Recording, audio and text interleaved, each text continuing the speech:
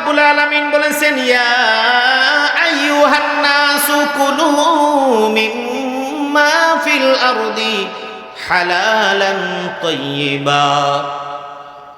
শুধু হালাল বলে নাই, হালালের সঙ্গে তাইয়্যিব বলেছেন এই জন্য, কারণ ডাব হালাল কিন্তু চুরি করে খাইলে আর পুত পবিত্র থাকে না। ওই মৌমাছির বাসাটা পাহারা দেওয়ার জন্য কিছু মৌমাছি থাকে, যাদের কাজ হলো পাহারা দেওয়া। কোনো মৌমাছি যদি কোনো ময়লা আবর্জনার মধ্যে যদি পড়ে কিংবা পা দেয়, আর ওই মৌমাছিটা যদি বাসার মধ্যে ঢুকতে যায়, পাহারাদার যারা আছে তাদেরকে রানী মৌমাছির নির্দেশনা দেওয়া আছে, তাকে হত্যা করে ফেলতে হবে। যে কারণে কোনো মৌমাছি যদি কোনো ময়লার মধ্যে যদি বসে আর যদি ওই বাসার মধ্যে আসে, পাহারাদার মৌমাছিগুলো তাকে ঢুকতে দেয় না, তাকে মেরে ফেলে। এই বিদ্যাটুকু তাকে দিয়ে দিলেন কি? তো ওই মৌমাছিটার মারল কেন? এর কারণ হলো আল্লাহ পাক রব্বুল আলামিন বলছেন, কুলু মিম্মা ফিল আরদি হালালান তাইয়্যিবা। মানুষের জন্য খাবারের দুইটা গুণ, একটা হলো হালাল আর একটা হলো পুত পবিত্র তাইয়্যিব খাবার। ওই পায়ের মধ্যে কোনো ময়লার মধ্যে বসার পরে যদি মৌমাছিটা ওই মধুর চাকের মধ্যে বসে, মধুগুলো দূষিত হয়ে যাবে। আর আল্লাহ বলছেন, আমার বান্দা বান্দিরা কোনো দূষিত জিনিস যেন না খায়, কারণ এই মধু খাওয়ার পরে শক্তি সঞ্চয় করে সেজদা দিবেন আল্লাহর কাছে। আমার আল্লাহ আপনার আমার জন্য খাবারগুলো তৈরি করলেন, তার মানে সব কিছুর ব্যবস্থা সুন্দরভাবে করে দিলেন কি? তাহলে আমরা এতটুকু এবার বুঝি। তার মানে হালাল কি? আল্লাহ যা আপনাকে খেতে বলেছেন এবং আপনার মালিকানা এবং আপনার নিজস্ব জায়গায় যখন আসবে আপনি, তখন আপনার জন্য হালাল। মাছওয়ালা বাজারে মাছ বিক্রি করার জন্য ডালার মধ্যে সাজায় রাখছে। আপনি একজন ক্ষমতাবান মানুষ, আপনার সঙ্গে দুইজন চামচাও আছে। আপনি গিয়ে বললেন, ওই মাছটা লত। বুঝতেছেন? মাছ এটা আপনার জন্য হালাল না হারাম? মাছটা হালাল না? মাছ আপনার জন্য হালাল, কিন্তু আরেকজনের পুকুর যদি হয়, ওই পুকুরের মধ্যে জাল ফেলা আপনার জন্য হালাল না হারাম? কারণ ওই পুকুরের মালিকওয়ালা জানেন আপনি মাছ ধরবেন, আর আপনি তার থেকে অনুমতি নেন নাই, সেই জন্য আপনার জন্য হারাম। ওই মাছওয়ালা নদী থেকে কিংবা ঘাট থেকে কিংবা আড়ত থেকে মাছ কিনে বাজারে তুলছে, এই বিক্রি করবে, এটার মাধ্যমে তার সংসার চলবে। মাছটা তো ঠিক হালাল, কিন্তু আপনার এটা হারাম এবং হালাল, এটার পার্থক্য আছে। কারণ এই বিক্রেতা যখন বিক্রি করতে বলেছে, আল্লাহ রাব্বুল আলামিন বলেছেন, ইল্লা আন তাকুনা তিজারাতান আন তারাদিম মিনকুম। তোমাদের দুইজনের মধ্যে ব্যবসা বাণিজ্য সংক্রান্ত লেনদেন যদি হয়, একজনে বলল 200 টাকা দেন, উনি বললেন 200 টাকা দিব না, আরো 10 টাকা দেওয়া লাগবে। দুইজনের সম্মতির ভিত্তিতে যখন 210 টাকায় রাজি হয়ে গেল, এবার টাকা আপনি তারে দিলেন, সে আপনার মাছটা আপনার ব্যাগের মধ্যে দিয়ে দিল। ওই মাছটা এতক্ষণ মালিক ছিল সে, এবার মালিক হয়ে গেলেন আপনি। সুতরাং এই মাছটা আপনার জন্য হালাল না হারাম? হালাল। কিন্তু আমি বাজারে গেলাম, আমি একজন প্রভাবশালী মানুষ, আমারে দেখলে মানুষ ডরায় ডরায় সালাম দেয়, আছে না নাই? এবার আসুন, ওই ডাব গাছটা আল্লাহ বানালেন, ডাবের গাছের মধ্যে ডাব হলো, সেখানে পানি। এই পানি এবং ডাবটা হালাল না হারাম? হালাল। আপনারা কথা বলবেন। এবার একটা প্রশ্ন করি, এই ডাব গাছের একজন মালিক আছে, আছে না নাই? এই জমিনের মালিকানা আল্লাহ মানুষকে দিয়েছেন, এইটুকু তোমার, এইটুকু তোমার। তবে আল্লাহরই একটা ফয়সালা, জমিন একজনের মালিকানায় সারা জীবন থাকবে না। এটা বুঝেন? কেন থাকবে না? কারণ আল্লাহ বুঝায় দিয়েছেন, এই জমিনের মালিক আমি, এই নদীর মালিক আমি, বন জঙ্গলের মালিক আমি, পুকুরের মালিক আমি, গাছপালার মালিক আমি। তোমাকে সামান্য সময়ের জন্য ভোগ করার জন্য দিয়েছি।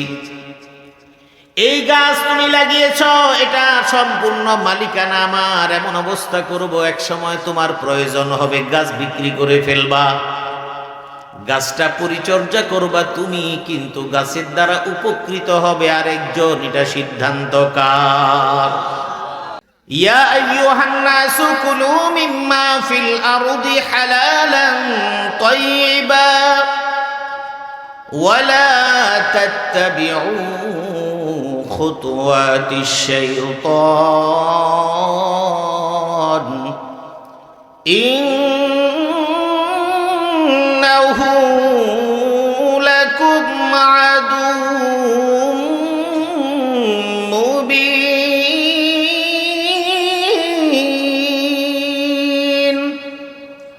আল্লাহ রাব্বুল আলামিন মানুষদেরকে লক্ষ্য করে বলছেন, তোমরা দুনিয়ার মধ্যে যখন চলবা, তোমাকে দুনিয়ায় পাঠানোর পর তোমার সামনে আমি অনেক খাবার তোমার জন্য দিয়ে দিয়েছি, তোমার জীবিকা নির্বাহের জন্য অনেক খাবার আমি তোমাকে দিয়েছি, তুমি খাবে, পান করবে, কিন্তু কোন খাবারটা তুমি খাবে? কুলু মিম্মা ফিল আরদি, জমিনের মধ্য থেকে উৎপাদিত যত খাদ্যদ্রব্য আছে, এই খাদ্যদ্রব্যের মধ্যে দুইটা খাবার তোমার খাওয়া যাবে।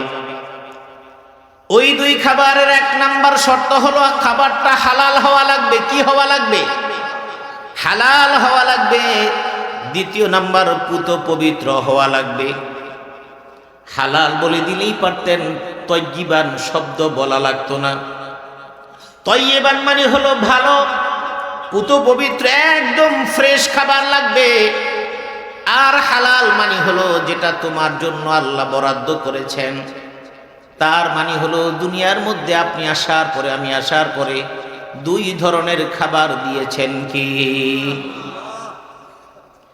এক এক প্রাণীর জন্য এক এক ধরনের খাবার। বিড়ালের জন্য ইঁদুর, বিড়াল ইঁদুর ধরে খায়, ঠিক কিনা? সাপ যখন চলে, ব্যাঙ পাইলে সাপ ব্যাঙটাকে কামড় দিয়ে খায়, এটা হলো সাপের খাবার। আপনি গরু রান্না করার পরে গোশত খান, কিন্তু গোশতের মধ্যে যে হাড্ডিটা আছে এটা আপনার খাবার না, এটা হলো কুকুরের খাবার। মাছ আপনার জন্য আল্লাহ দিয়েছেন, ওই মাছের মধ্যে দুই ধরনের কাঁটা, একটা হলো ছোট মাছ আর একটা হলো বড় মাছ। একদম ছোট মাছগুলো আপনি কাঁটা বাছতে পারেন না, সব কিছু চিবিয়ে খেয়ে ফেলেন। কিন্তু আপনি রুই মাছ কাটলেন, বড় মাছ কাটলেন, ওই মাছগুলোর মাছ খেলেন, কিন্তু কাঁটা আপনার জন্য না। ওই কাঁটাটা আপনি ফেলায় দেন, ওই কাঁটাটা খায় কি? বিড়াল। তার মানে হলো কাঁটা খাওয়ার জন্য যেই মুখ দরকার ওই মুখ আল্লাহ দিয়েছেন, আর মাছ খাওয়ার জন্য যেই মুখ দিয়েছেন সেটাও দিয়েছেন। কি? একটু বুঝে নিয়ে। মরুভূমির অঞ্চলে উটগুলো চলে, উটগুলো যেটা খায় আপনি দেখবেন এমন একটা বাবলা, এমন একটা গাছ, ওই মরুভূমির মধ্যে এমন একটা গাছ জন্মায়, ওই গাছের মধ্যে শুরু থেকে শেষ পর্যন্ত কাঁটা, ডালের মধ্যেও কাঁটা, যেখানে ফলটা এটাও কাঁটা। কিন্তু ওই মরুভূমির ওই প্রাণী উট ওই গাছটাকে মুখ দিয়ে চাবায়া, মুখের মধ্যে নিয়ে সুন্দর করে চাবায়া চাবায়া খায়, কারণ ওই গাছ, ওই কাঁটাযুক্ত গাছ খাওয়ার মতো উটের মুখ বানায় দিয়েছেন। কি? আল্লাহ রাব্বুল আলামিন এমন নিয়ামত দিলেন, আপনার মুখটা কেমন দিলেন, খাবারটা জিহ্বায় দিলে স্বাদ বুঝেন, শরীরের মধ্যে এখানে দিলে আপনি কখনো স্বাদ বুঝেন না। আপনি ডাল রান্না করলেন, চা রান্না করলেন, চামিচের মাথা একটু উঠে জিহ্বার সঙ্গে মিলানোর সঙ্গে সঙ্গে আপনি বুঝতে পারেন।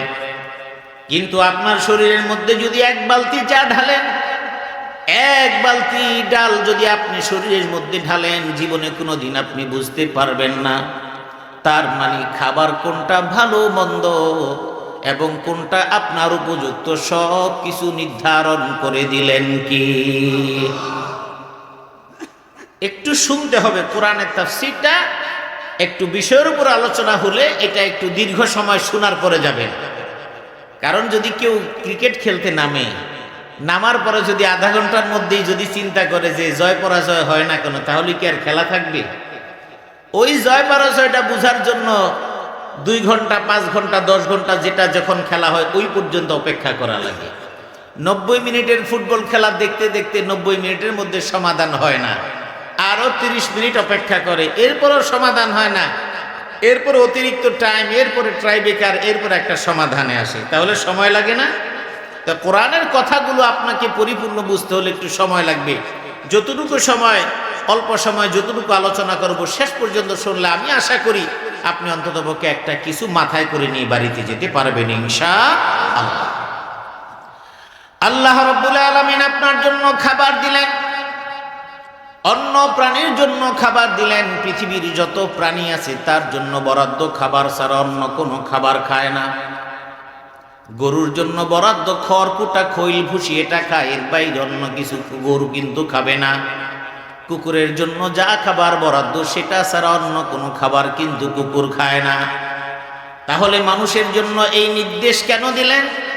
মানুষের মধ্যকার প্রবণতাই, মানুষ হলো আল্লাহর খুব প্রিয় বান্দা, আল্লাহ শখ করে বানিয়েছেন। কিন্তু মানুষের অন্তরের মধ্যে 2টা নফস, একটা হলো আল্লাহর দিকে ধাবিত হয়, আর একটা শয়তানের কথা শুনে। এই কারণে মানুষের মধ্যে প্রবণতা হলো বেশি, সে আল্লাহর নাফরমানির মধ্যে মজা পায়, আর শয়তান তাকে নাফরমানি করতে তারে বারবার উদ্বুদ্ধ করে দেয়। শয়তান বারবার তারে বুঝায় এটা করে। যে কারণে মানুষ খাবারের মধ্যে তারতম্য করে না। আপনার সহজ বুঝার জন্য আমি বলি, আল্লাহ রাব্বুল আলামিন আপনার জন্য ডাব দিয়েছেন, ডাব গাছের মধ্যে দিয়েছেন। ডাবের মধ্যে যেই পানি দিয়েছেন, কোন বিজ্ঞানী আজও পর্যন্ত ওই ডাবের পানির বিকল্প তৈরি করতে পারে নাই। যদিও চায়নারা বিভিন্ন কোম্পানি ডাবের ফ্লেভারে বিভিন্ন শরবত বানাইতে পারে, কেমিক্যাল সেটার মধ্যে থাকবে, কিন্তু কেউ কি আজও পর্যন্ত ডাবের বিকল্প বানাতে পারবে? আম আপনি বানাতে পারবেন আর্টিফিশিয়াল, কিন্তু অরিজিনাল যে আম আল্লাহ দিয়েছেন এই আমের স্বাদ আপনি দিতে পারবেন না। ওই গরুর উলানের মধ্যে দুধ দিয়েছে, ওই দুধ আপনার জন্য আল্লাহ বরাদ্দ রেখেছেন, আর বলে দিয়েছেন ওয়া ইন্না লাকুম ফিল আনআমি লাইবরাহ নুসকিকুম মিম্মা ফি বুতুনিহি মিন বাইনি ফারসিন ওয়া দামিন লাবানান খালিসান সাইগাল লিশশারিবিন। মনোযোগ দিয়ে শুনবেন, হয়তো আর এরপরে এই আলোচনা নাও শুনতে পারেন। আল্লাহ রাব্বুল আলামিন বলছেন, শুনো, তোমাদের জন্য আমি যত নিয়ামতগুলো দিয়েছি তার মধ্যে একটা খাবারও তোমাদেরকে দিলাম। আল্লাহ বলেছেন তুমি হালাল খাইবা এবং পুত পবিত্র খাবার খাইবা। কিভাবে, এর বিপরীত কি হয় সেটাও আমি ব্যাখ্যা করব, যেহেতু ধীরে ধীরে বলছি। আল্লাহ বলছেন ওয়া ইন্না লাকুম ফিল আনআমি লাইবরা, ওই চতুষ্পদ প্রাণীর মধ্যে তোমার জন্য অনেক শিক্ষণীয় উপকরণ আছে। নুসকিকুম মিম্মা ফি বুতুনি, আমি তোমাকে ওই প্রাণীর পেট থেকে এমন একটা সুপেয় তরল পদার্থ খাবার তোমাকে আমি পান করাই। ওই সুপেয় তরল পদার্থটা কেন পান করাই? কারণ তোমার শক্তি দরকার, তোমার হাড়ের মজ্জাগুলো শক্ত হওয়া দরকার, তোমার শরীরের মধ্যে শক্তি দরকার। তোমার এই হাড়গুলো আমি দিয়েছি, এই হাড়গুলো মজবুত হওয়া দরকার। দুধের মধ্যে যেই প্রোটিন পাওয়া যাবে অন্য কিছুর মধ্যে সেটা পাওয়া যাবে না। এই জন্য যেই সমস্ত মুরব্বীরা দেখেছি যারা ছোটবেলা থেকে এই বৃদ্ধ পর্যন্ত তারা সব নিয়ম একেবারে পরিপূর্ণভাবে মানে, এমন অনেক মুরব্বী আছে এখনো তাদের 60, 70, 75 বছর বয়স, যদি খেতে পারে রাতের বেলা দুধ খাওয়াটা সে কোনোদিন এখনো ছাড়ে না। আছে না? এখনো দুধ দিয়ে একটু ভাত না খেলে তার হয় না। আর আমরা বলি মুরব্বীরা আগে ভালো খাবারগুলো খেয়েছে, এই জন্য তাদের হাড্ডিগুলো টাইট, তাদের শারীরিক সুস্থতা অনেক। আমরা ভেজাল খাবার খাই, এই জন্য আমাদের সুস্থতার অনেক অভাব। আল্লাহ রাব্বুল আলামিন বলছেন নুসকিকুম মিম্মা ফি বুতুনিহি মিন বাইনি ফারসিন ওয়া দামিন লাবানা। একটা আশ্চর্যজনক বিষয় আল্লাহ বলে দিলেন। দুধটা কোন জায়গায় আমি রেখে দিয়েছি শোনো।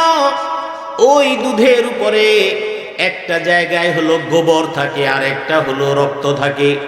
মিমবাইনি ফারসিন ওয়াদামিন লাবানা, এই দুইটার মাঝখানে আমি আল্লাহ একটা সুপেয় পানি তোমার জন্য রেখে দিয়েছি। কারণ গোবর আছে আবার রক্ত আছে, এই দুইটার মাঝখানে ভাসে, কিন্তু রক্তের সাথেও মিশে না, গোবরের সাথেও মিশে না। এই সব কুদরতি সব কিছু প্রস্তুত করে রেখেছেন কে?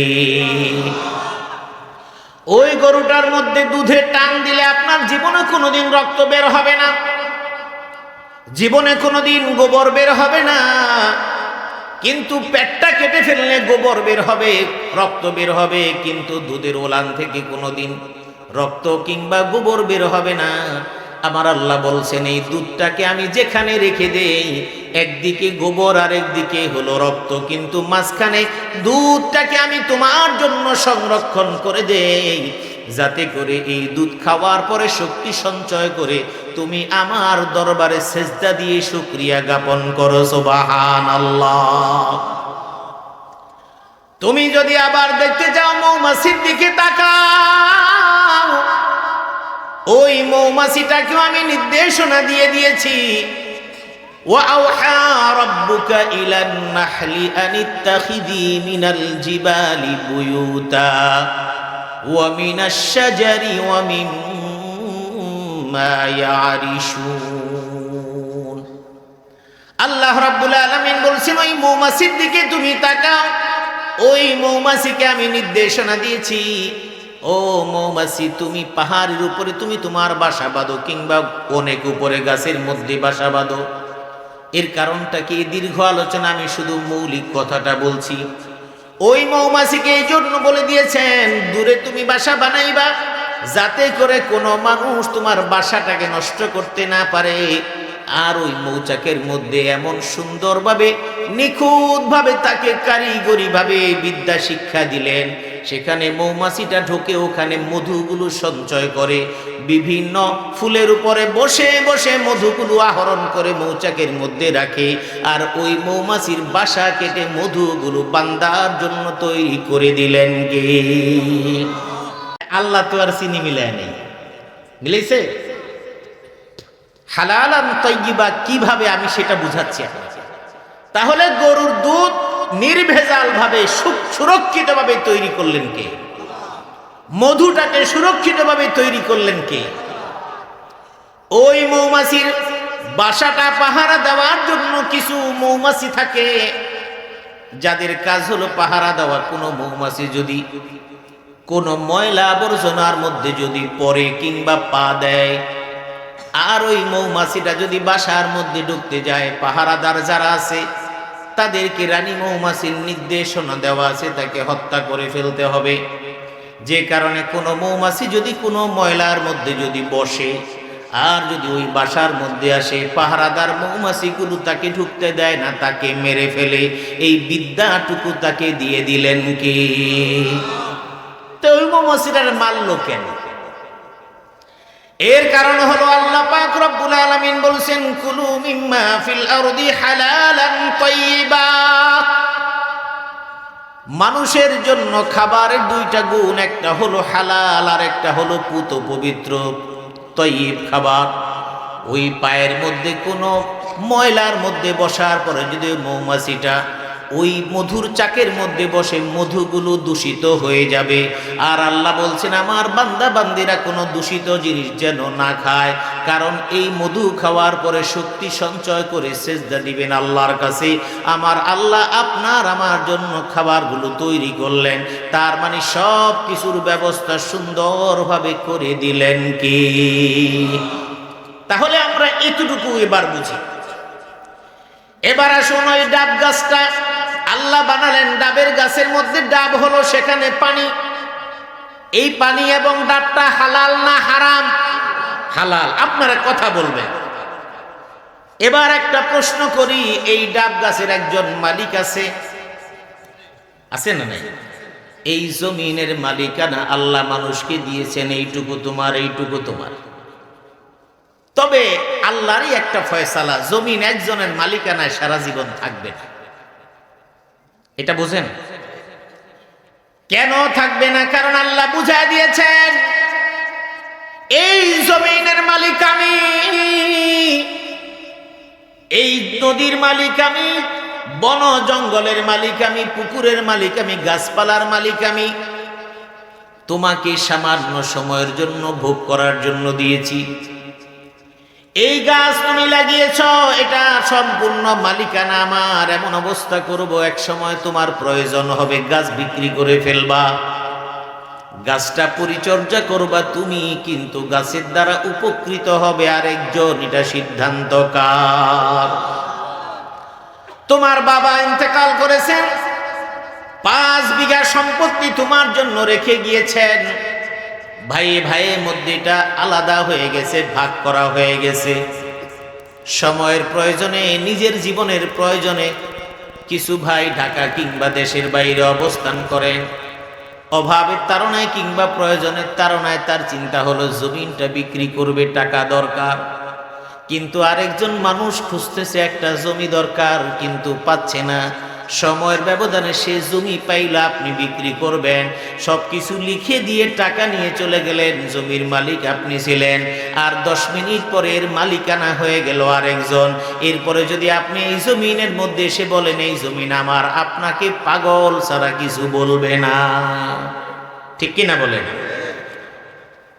এবার আসুন, আল্লাহ পাক রব্বুল আলামিন ওই ডাব গাছওয়ালা একটা জমিনের উপরে ডাব গাছ হয়েছে, কিন্তু ডাব গাছের মালিক একজন। কিন্তু ডাবের পানি হালাল না হারাম? ডাবের পানি হালাল, স্বাস্থ্যের জন্য উপকারী। কিন্তু ওই ডাব গাছের মালিকের কাছে যদি না বলে খান, চুরি করে যদি ডাবের পানি খান, এটা আপনার জন্য হালাল না হারাম? বুঝতেছেন? তার মানে হালাল কি? আল্লাহ যা আপনাকে খেতে বলেছেন এবং আপনার মালিকানা এবং আপনার নিজস্ব জায়গায় যখন আসবে আপনি, তখন আপনার জন্য হালাল। মাছওয়ালা বাজারে মাছ বিক্রি করার জন্য ডালার মধ্যে সাজায় রাখছে। আপনি একজন ক্ষমতাবান মানুষ, আপনার সঙ্গে 2 জন চামচাও আছে। আপনি গিয়ে বললেন ওই মাছটা লত। বুঝতেছেন? মাছ এটা আপনার জন্য হালাল না হারাম? মাছটা হালাল না? মাছ আপনার জন্য হালাল। কিন্তু আরেকজনের পুকুর যদি হয়, ওই পুকুরের মধ্যে জাল ফেলা আপনার জন্য হালাল না হারাম? কারণ ওই পুকুরের মালিকওয়ালা জানেন আপনি মাছ ধরবেন, আর আপনি তার থেকে অনুমতি নেন নাই, সেই জন্য আপনার জন্য হারাম। ওই মাছওয়ালা নদী থেকে কিংবা ঘাট থেকে কিংবা আড়ত থেকে মাছ কিনে বাজারে তুলছে, এই বিক্রি করবে, এটার মাধ্যমে তার সংসার চলবে। মাছটা তো ঠিক হালাল, কিন্তু আপনার এটা হারাম এবং হালাল, এটার পার্থক্য আছে। কারণ এই বিক্রেতা যখন বিক্রি করতে বলেছে, আল্লাহ রাব্বুল আলামিন বলেছেন ইল্লা আন তাকুনা তিজারাতান আন তারাদিম মিনকুম, তোমাদের 2 জনের মধ্যে ব্যবসা বাণিজ্য সংক্রান্ত লেনদেন যদি হয়। একজনে বলল 200 টাকা দেন, উনি বললেন 200 টাকা দিব না, আরো 10 টাকা দেওয়া লাগবে। 2 জনের সম্মতির ভিত্তিতে যখন 210 টাকায় রাজি হয়ে গেল, এবার টাকা আপনি তারে দিলেন, সে আপনার মাছটা আপনার ব্যাগের মধ্যে দিয়ে দিল। ওই মাছটা এতক্ষণ মালিক ছিল সে, এবার মালিক হয়ে গেলেন আপনি। সুতরাং এই মাছটা আপনার জন্য হালাল না হারাম? হালাল। কিন্তু আমি বাজারে গেলাম, আমি একজন প্রভাবশালী মানুষ, আমারে দেখলে মানুষ ডরায় ডরায় সালাম দেয়, আছে না নাই? রাস্তার মধ্যে যদি আমি চলি, আমাকে মানুষ সালাম দেয়। কিছু দূর যাওয়ার পরে ঘাড় ফিরে বলে বহুত হারামির হারামি, আছে না নাই? মানুষ মরে যাওয়ার পরে বহু মানুষ তার জন্য কাঁদে আর বলে আহারে লোকটা চলে গেল। আবার এমন মানুষ আছে মরে যাওয়ার পরে শোনার পরে বলে লোকটা কি মারা গেছে শুনলাম, বলে হ্যাঁ, এদিক ওদিক তাকায় বলে আসলেই মারা গেছে, আসলেই মারা গেছে। কেউ যেন না শুনতে পায়। এরপরে আর আল্লাহ আব্দুল্লাহ গিয়ে আল্লাহ আমার ঘরে বাঁচাইছে, মরছে, শান্তি পাইছে, আছে না? আছে কি না? আচ্ছা, আপনি বুঝা নিয়েন। আমি আগেই বলছি, যেই মলম গায়ের মধ্যে লাগে আর জলে বুঝা যাবে মলমে কাজ হয়। আর যদি লাগার পরে জলে বুঝতে হবে আসলে আমার এখানে ঘা আছে। কিন্তু একজন ক্ষমতাবান মানুষ মাছওয়ালার কাছে গিয়ে বললো এই মাছটা উঠা, এই মাছটা উঠা, আর বলল টাকা দেন, কোনো কথা কবি না, ক্লাবে দেখা করবি। আছে না নাই? মাছওয়ালা চিন্তা করে আমার ক্লাবেও যাওয়ার দরকার নাই, জীবনটাও যাওয়ার দরকার নাই, মাছ গেছে গেছে, আমার জীবনটা থাকুক। এই মাছটা যে নিয়ে গেল এই মাছটা তার জন্য হালাল না হারাম? ফতোয়া কিন্তু আপনারাই দিতেছেন, বুঝছেন? জিনিসটা তো ভালো কিন্তু পদ্ধতিটা হারাম। ওই ডাবওয়ালার গাছের ডাবটা যদি আপনার জন্য হারাম হয়, এর কারণ হলো ডাবের মালিক আপনি না, কিন্তু আল্লাহ রাব্বুল আলামিন বলে দিয়েছেন হালালান তাইয়্যিবা। ডাব কিন্তু হালাল, কিন্তু পদ্ধতির কারণে সেটাও হারাম হয়ে যায়। আপনি যদি চুরি করে খান তাহলে সেটার তয়্যিবান থাকে না, পুত পবিত্র থাকে না। চুরি করে নেওয়ার কারণে সেটা তখন হালাল থাকে না, এটা তখন হারাম বানিয়ে দেন কি? অফিসার অফিসে বসেছে, মিনারেল ওয়াটার ছাড়া খায় না, আর আপনি পকেট থেকে বের করে বললেন একদম মিনারেল ওয়াটার নিয়ে আসো, পানির মধ্যে কোনো রকমের সমস্যা নাই। কিন্তু যেই টাকাটা বের করে দিলেন এই টাকাটা কিছুক্ষণ আগে টেবিলের সামনে একজন আসছিল, আসার পরে বলল কি দিবেন দেন, তাড়াতাড়ি দেন, নতুবা কিন্তু আপনার ফাইল চলবে না। লোকটা বাধ্য হইয়া দিয়ে গেল। এই টাকা দিয়ে আপনি দুধ কিনেন বা পানি কিনেন, পানি তো হালাল, কিন্তু আপনার টাকাটা হারাম হওয়ার কারণে যা কিনলেন তাও হারাম। বুঝতে কোনো কষ্ট হয়? এবার আসুন, খাদ্যদ্রব্য কিংবা ব্যবহার্য সামগ্রী হালাল আছে হারাম আছে। কিছু সৃষ্টিগতভাবে হালাল, কিছু সৃষ্টিগতভাবে হারাম। কিছু সৃষ্টিগতভাবে হালাল, পরবর্তীতে পদ্ধতির কারণে হারাম হয়। এক বাড়িতে দুইটা মেয়ে আছে, ওই মেয়ের যে কোনো একজনকে বিয়ে করা যে কোনো পুরুষের জন্য, যাদের সাথে বিবাহ বৈধ, এমন যে কোনো পুরুষ দুই বোনের একজনকে বিয়ে করতে পারে, কোনো নিষেধ নাই, ঠিক কিনা? কিন্তু যখন একজন মানুষ ওই বাড়ির একটা মেয়েকে বিয়ে করে ফেলল, একজন বোনকে বিয়ে করে ফেলল, বোন বিয়ে করার পরে বোন তার স্ত্রী থাকাকালীন সময় আর অন্য আপন বোনকে বিয়ে করা হালাল না হারাম? হারাম। এইটা কিন্তু হারাম ছিল না, এটা আল্লাহ পাক রব্বুল আলামিন হালাল হিসেবে প্রেরণ করেছেন। সাময়িক কারণে বিয়ে করার কারণে তাকে হারাম বানায় দিয়েছেন কি? কিন্তু আল্লাহ না করুন কোনো কারণে যদি ওই স্ত্রী যদি দুনিয়া থেকে বিদায় হয়ে যান, মারা যাওয়ার সঙ্গে সঙ্গে তার শেলিকা যিনি থাকেন তা তার জন্য বিয়ে করা হালাল না হারাম? হালাল। তাহলে কিছু জিনিস আছে পার্মানেন্ট হারাম, কিছু আছে পার্মানেন্ট হালাল, কিছু আছে হালাল কিন্তু সময়ের কারণে সেটাও হারাম এবং হালাল হয়ে যায়। আমার ভাইরা, শূকরের গোশত খাওয়া হারাম না হালাল? এটা জন্মগতভাবে হারাম করে দিয়েছেন, হালাল হওয়ার কোনো সুযোগ নাই। কারণ আল্লাহ পাক রব্বুল আলামিন যত হারাম প্রাণী তৈরি করেছেন, সৃষ্টি করেছেন, ওই প্রাণীর মধ্যে এই শূকর অন্যতম একটা প্রাণী। এটা কোনোভাবেই হালাল হওয়ার কোনো সম্ভাবনা নাই। কুকুরের গোশত খাওয়া হালাল না হারাম? এটাও হারাম, জন্মগতভাবে সৃষ্টিগতভাবে আল্লাহ মানুষের জন্য হারাম করে দিয়েছেন। কিন্তু আপনি এটা ভালো করে বুঝলেন, শূকর খাওয়া যাবে না, হারাম। কুকুরের গোশত দিয়ে যদি কোথাও কাচ্চি বিরিয়ানি বানায় আপনি জানলে খাবেন কিনা? খাবেন? কেন খাবেন না? আপনি তো দেখেন নাই, কাটার পরে তো খাসির গোশত আর কুকুরের গোশত তো সেম সেম লাগে, বোঝা যায়। ঢাকা শহরে এমন কতগুলি কাচ্চির দোকান এরকম সিলগালা করেছে না, কুকুরের গোশত পাওয়া গেছে, এই জন্য বিভিন্ন ধরনের মামলা মোকদ্দমা হয়েছে। আমরা ফেসবুকে বিভিন্ন সময় পাই, সত্য মিথ্যা সব কিছু এরকম আছে। তাহলে শূকরের গোশতটাও আপনি কোনোদিন খাবেন না। ওই কুকুরের গোশত আপনি খাবেন না, কারণ আপনি জানেন সৃষ্টিগতভাবে এটা হলো হারাম। কিন্তু আল্লাহ পাক রব্বুল আলামিন গরু দিয়েছেন, খাসি দিয়েছেন, এটা হালাল না হারাম? এটা একেবারে হালাল। কিন্তু এই হালাল গোশতটা আপনার জন্য কখনো কখনো হারাম হয়ে যায়। এক নাম্বার হলো গরুটা আপনার না, আরেকজনের গরু 6 জনে মিলে চুরি করে নিয়ে আসছেন। চুরি করে কোরবানির সময় কোরবানি দিলেন, চিন্তা করলেন ভালো কাজ।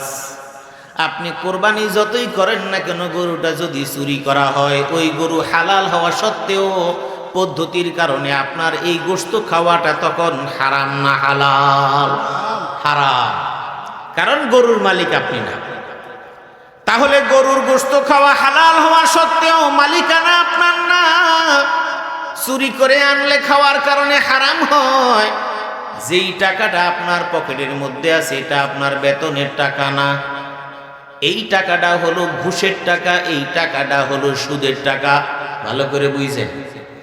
এই টাকাটা ঘুষের টাকা, এই টাকাটা সুদের টাকা। এটা দিয়ে আপনি 2 কেজি গোশত আনলেন, বউকে বললেন ভালো করে রান্না বান্না করো, আগামীকাল নফল রোজা রাখবো,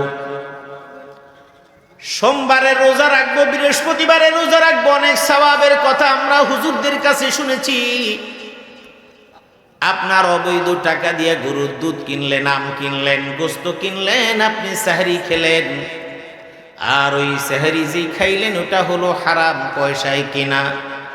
আল্লাহ নবী বলেছেন মানিশতারা সাওবান বিআশারাতি দারাহিম ওয়া ফীহি দিরহামুন হারামুন।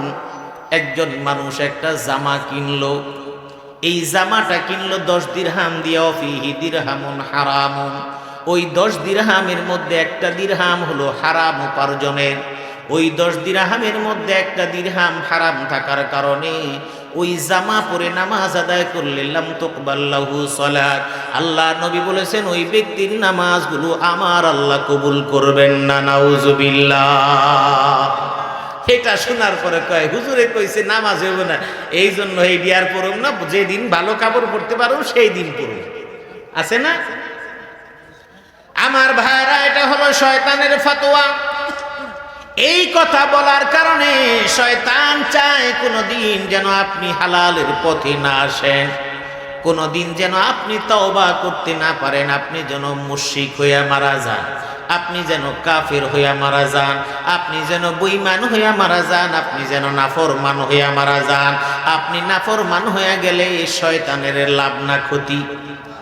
শয়তানের লাভ কি? ওই যে যেই দিন আল্লাহ পাক রব্বুল আলামিন শয়তানকে জান্নাত থেকে বিতাড়িত করে দিয়ে আসছিল, শয়তান সেই দিন আল্লাহর সঙ্গে চ্যালেঞ্জ করে দিয়ে আসছিল, বলছে ওগো আল্লাহ, তোমার ক্ষমতার সামনে আমি পারবো না, তোমার সাথে আমি পারবো না। তবে যে বনি আদমের জন্য আদমকে সিজদা দেওয়া অপারগতা কিংবা অস্বীকার করার কারণে আমাকে এই জান্নাত থেকে তুমি বিতাড়িত করে দিলা, এই আদমের সন্তানকে কিয়ামত পর্যন্ত ওয়াসওয়াসা দিয়ে আমি তাদেরকে জাহান্নামী বানায়া দিব। বলেন নাউজুবিল্লাহ। চ্যালেঞ্জ দিয়ে বললেন সুম্মা লাআতিয়ান্নাহুম মিন বাইনি আইদিহিম ওয়া মিন খালফিহিম ওয়া আন শামাইলিহিম ওয়া লা তাজিদু আকসারাহুম শাকিরিন। বললেন আল্লাহ, আমি চ্যালেঞ্জ দিলাম, সামনে পিছনে ডানে বামে আমি ধোঁকা দিব। কিন্তু আল্লাহ পাক রব্বুল আলামিন শুনলেন, শোনার পরে বলে দিলেন ও শয়তান, ও ইবলিস, তুই আমার বনি আদমকে যতই ধোঁকা দেস না কেন, যতই গুনাহের মধ্যে লিপ্ত রাখিস না কেন, ওই বান্দাকে ধোঁকা দিতে দিতে দিতে দিতে তুই অপরাধ করতে করতে একটা পর্যায়ে যখন নিয়ে আসবি, আমার বান্দা যদি সুস্থ জ্ঞানে সুস্থ থাকাকালীন সময় বুঝতে পারে আমি তো ভুল করেছি, এই ভুল বুঝার পরে আমার বান্দা কিংবা বান্দি যদি আমার কাছে তওবা করে, আমার কাছে যদি গুনাহ মাফ চায়, আল্লাহ রাব্বুল আলামিন বলছেন তোর 60 বছরের চেষ্টা আমি এক মুহূর্তে শেষ করে দিব। আমার বান্দা আমার কাছে গুনাহ মাফের জন্য যদি তওবা করে চোখের পানি ফেলে, আমি আল্লাহ তার জীবনের গুনাহগুলো আমি আল্লাহ মাফ করে দেই। ওয়া মান يعمل سوءا أو يظلم نفسه ثم يستغفر الله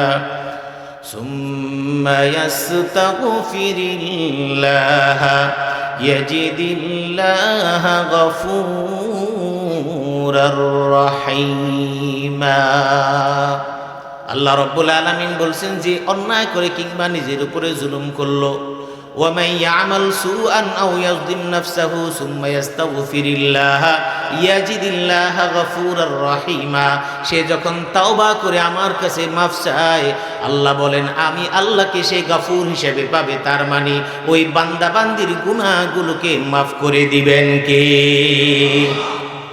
হাদিসে কুদসিতে আমার নবী জবানে আল্লাহ পাকের কথাটা বলছেন, দুনিয়ার মানুষকে শয়তান বুঝায় জীবনে অনেক গুনাহ করেছিস, তুই মসজিদে এখন যাইস না, তোর মতো নাফরমান মসজিদে যায় কোনো লাভ নেই, তোরে তো মাফ করবে না।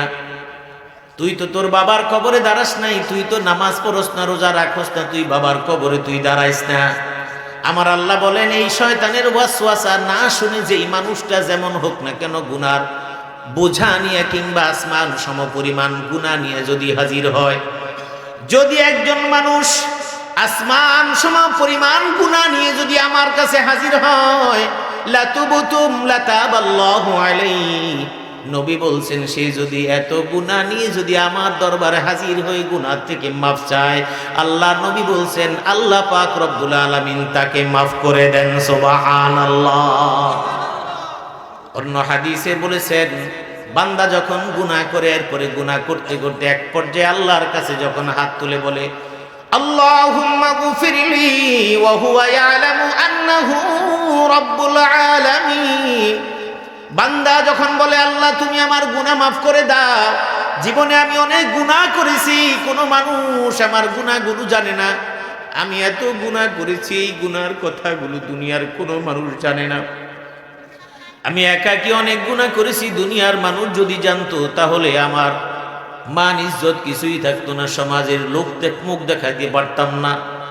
বহু স্বামী এমন আছেন আপনার ব্যক্তিগত জীবনের গুনাহগুলো যদি প্রকাশিত হয়ে যায়, আপনার সন্তান আপনাকে বাবা বলে পরিচয় দিতে লজ্জাবোধ করবে। এমন অনেক বোন আছেন, এমন অনেক স্ত্রী আছেন, আপনি নিজেরটা নিজে বুঝেন, আপনার ইয়াং লাইফের, কলেজ লাইফের, স্কুল লাইফের জীবনের কোনো ঘটনা যদি আপনার স্বামী এই বয়সেও জানে, তাহলে আপনার সঙ্গে সংসার করার কোনো আগ্রহ পাবে না, এমন আছে না নাই? কিন্তু আল্লাহ পাক রব্বুল আলামিন সব গোপন রাখলেন এই জন্য যাতে করে জীবনে মৃত্যুর আগে অন্ততপক্ষে আল্লাহর কাছে তওবা করতে পারেন। এবার আপনি যদি আল্লাহর কাছে গুনাহগুলো নিয়ে যদি হাজির হন, আল্লাহর কাছে যদি আপনি মাফ চান, আল্লাহ রব্বুল আলামিন বলছেন লা তাকনাতু মির রাহমাতিল্লাহ, আমার রহমতের চাদর অনেক ব্যাপক, তোমরা আমার রহমত থেকে তুমি নিরাশ হয়ো না। ইন্নাল্লাহা ইয়াগফিরুয যুনুবা জামিআ, আল্লাহ বলছেন তোমাদের যত গুনাহগুলো আছে সবগুলো গুনাহগুলো ক্ষমা করে দেন কি। সুতরাং আপনি হালাল এবং হারামের মধ্যে যদি পার্থক্য না বুঝেন তাহলে আপনার জীবন বরবাদ। তাহলে একটা কাপড় কিনলেন, মানিশতারা সাওবান বিআশারাতি দারাহিম ওয়া ফীহি দিরহামুন হারামুন, কাপড় কিনলেন, কাপড়ের মধ্যে পয়সাটা হলো হারাম। এখন প্রশ্ন হলো আপনি যা খাইলেন ওই শরীরের মধ্যে রক্ত মাংসটাও হারামের কিনা আছে না নাই? সুদের টাকা, ঘুষের টাকা আছে না? চুরির টাকা, বাটপারির টাকা আছে না? জাল দলিলের টাকা আছে না? জমিন আপনার না কিন্তু আপনি বেচা ফেলাইছেন। আপনার এলাকায় নাও থাকতে পারে, বাংলাদেশে আছে না? আমার ভাইরা, আমি আগেই বলেছি, প্রশ্ন করেছি চিরজীবন বাঁচবেন কে? কেউ হাত তোলেন নাই। তার মানে আপনি বাঁচবেন এটার কোনো গ্যারান্টি কেউ দিতে পারে না, বাঁচবেন না নিশ্চিত। প্রশ্ন করেছি পরকালে মরার পরে আল্লাহর কাছে জবাব দিতে হবেন, বিশ্বাস করেন? বলছেন সবাই বিশ্বাস করেন। তাহলে দুনিয়ার জমিনে যতদিন আছেন আপনার জমিনের সাথে আরেকজনের জমিন আছে না নাই? ওই জমিনের কাগজের পর্চা বিভিন্ন নকশা, CSRS এর মধ্যে আপনার ওই জমিন নাই, এই জমিনের মালিক হলো পাশের জমিনওয়ালা। কিন্তু আপনার দাদাই খাইছে, বাবাই খাইছে, আপনিও খান, কিন্তু আপনি নিজে জানেন জমিনটা কিন্তু আপনার না। আছে না নাই? এটাও যেমন আপনি জানেন, আবার আপনি নিজেও জানেন এই জমিন আপনার না, কিন্তু আরেকজনের ক্ষমতা দেখে আপনি সেখানে 2 হাত দখল করে নিছেন। এমন সমাজে আছে না নাই? আল্লাহ নবী বলেছেন, দুনিয়ার কোনো মানুষ যদি 1 বিঘত 1 ইঞ্চি পরিমাণ জায়গা যদি অন্যের থেকে বুক দখল করে খায়, অন্যায়ভাবে যদি খায়, তো ওয়াকাহু 7 আরদিন, 7 তবক এই জমিন কিয়ামতের ময়দানে ওই ব্যক্তির গলার মধ্যে লটকায়া দিবেন কে? তোর না অনেক জমিন দরকার ছিল, নে তোরে জমিন দিয়ে দিলাম। ফজরের নামাজ জামাতে আদায় করেছে, সামনের কাতারে আদায় করেছে। এখন তো মানুষ কৃষি কাজ কম করে, প্রবাস জীবনে মানুষ থাকে, সেখান থেকে টাকা পাঠায়, ঠিক না? একটা সময় এরকম মানুষ কৃষি পণ্যের মধ্যে নির্ভরশীল ছিল, ধান লাগাইতো, পাট লাগাইতো, বীজ বিভিন্ন, যেই দেশে যেই ফলাফল হয়, যেই ধরনের পণ্য হয়, তারা সেটা লাগায়। ফজরের নামাজ জামাতে আদায় করার পরে বাড়িতে গিয়ে একটু রং চা, একটু মুড়ি কিংবা বিস্কুট খেয়ে এবার খেতে কামলা দিতে চলে গেছে। চিন্তা করছে নিজের জমিন নিজে কোবায়া নিজেই চাষ করে সব কিছু করতে, এটাই তো স্বাভাবিক ছিল, তাই না? নামাজ সামনের কাতারে পড়লেন, জোহরের নামাজ আবার জামাতে পড়বেন। ক্ষেতের মধ্যে বহু মানুষ এমন কোবাইছে, কোবাইতে কোবাইতে আইলের কাছে গেছে। চিন্তা করলো আইলটার একটু সাইসা নিজের ক্ষেতের মধ্যে নিয়ে আসি। নিজের ক্ষেতটা বাড়াইয়া আইলটারে আরেকজনের জমিনের মধ্যে ঠেলে দিছে। এমন আছে না নাই? আছে না? চিকন করে কাটে, শিল্প বিপ্লব। এত সুন্দর করে কাটিং দেয়, এত সুন্দর কাটিং কেউ পারে না। কাকায় ফজর নামাজ জামাতেই পড়ছে, কিন্তু কোদাল দিয়ে ঠিকঠাক মতো কাটিং দিতেছে। কাটিং দিয়ে কি করে? আরেকজনের জমিনের অংশ নিজের ক্ষেতের মধ্যে নিতেছে। আছে না নাই? কাকা আপনি বাঁচবেন? বাঁচবেন না।